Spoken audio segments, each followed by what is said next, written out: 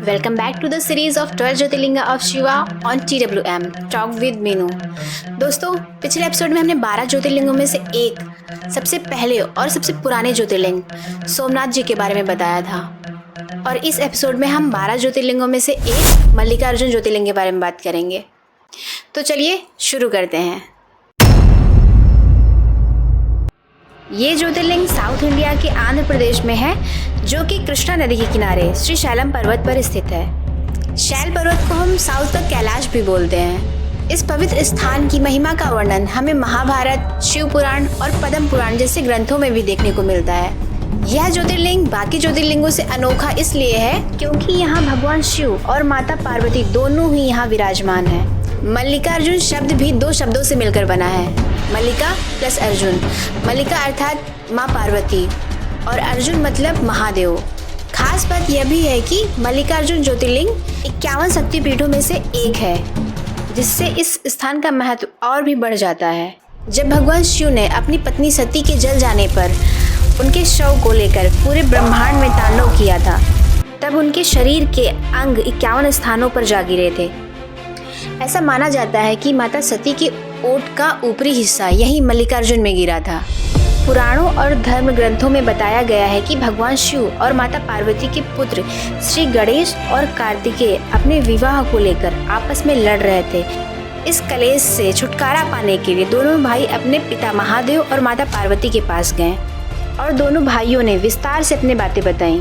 दोनों भाइयों के बीच शादी के लिए झगड़े को देखकर महादेव और माँ पार्वती ने कहा कि इस समस्या का समाधान एक ही बात से हो सकता है, अगर तुम दोनों में से कोई भी इस पृथ्वी के 7 चक्कर लगाकर पहले यहाँ आ जाएगा तो उसका विवाह पहले करा दिया जाएगा।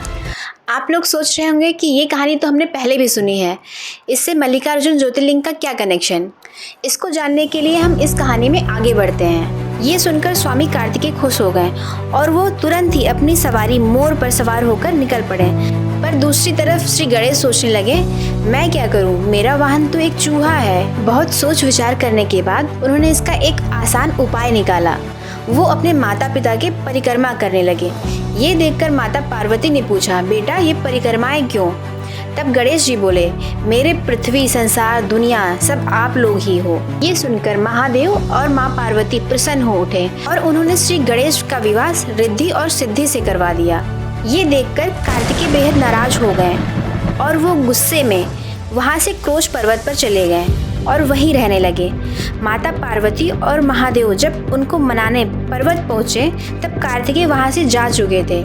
ये देखकर महादेव और माँ पार्वती बहुत दुखी हो उठे, इससे इस मल्लिकार्जुन ज्योतिर्लिंग की उत्पत्ति हुई। करीब 500 साल पहले विजयनगर के महाराज कृष्णदेव राय यहाँ दर्शन करने आए और उन्होंने इस मंदिर का भव्य निर्माण करवाया और इसका ऊपरी भाग सोने से बनवाया था। फिर उसके 150 साल बाद इस ज्योतिर्लिंग के दर्शन करने महाराज शिवाजी भी आए थे। तब उन्होंने मंदिर से थोड़ी दूरी में एक धर्मशाला भी बनवाया था। यहाँ पर एक टाइगर रिजर्व भी है, जिसका पूरा नाम Nagarjuna Sagar Shri slam tiger reserve है। इसी की वजह से मंदिर का रास्ता शाम 6 से सुबह 6 बजे तक बंद रहता है। यहाँ पर एक साक्षी गणपति टेम्पल भी है। कहा यह भी जाता है कि मल्लिकार्जुन ज्योतिर्लिंग के दर्शन से पहले इनके दर्शन करना जरूरी होता है। यहाँ पर आप दर्शन भी कई प्रकार से कर सकते हैं। फ्री दर्शन जिसमें आपको 3 से 4 घंटे लगते हैं, शीघ्र दर्शन जिसमें आपको 150 रुपये की पर्ची कटती है, अति शीघ्र दर्शन जिसमें 300 रुपये की पर्ची कटती है, और स्पर्श दर्शन जिसमें आपको 500 रुपये की पर्ची कटती है। आपको टिकट ऑनलाइन और ऑफलाइन दोनों तरीके से मिल जाएंगे।